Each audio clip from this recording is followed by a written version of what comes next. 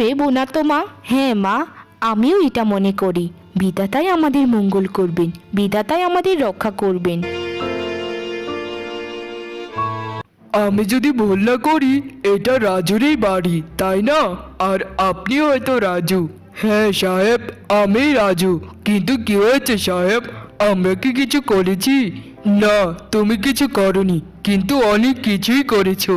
তোমার বড় ভাইয়ের জায়গায় অবৈধভাবে ঘর বেঁধে থাকছো, সেটা কিন্তু বেআইনি।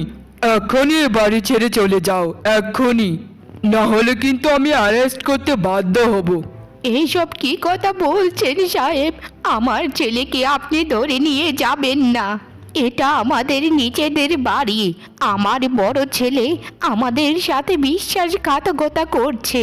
হ্যাঁ সাহেব, মা একদম ঠিক কথা বলছে। উনি আমাদের সাথে প্রতারণা করছেন। উনি আমাদের সকল জমি কেড়ে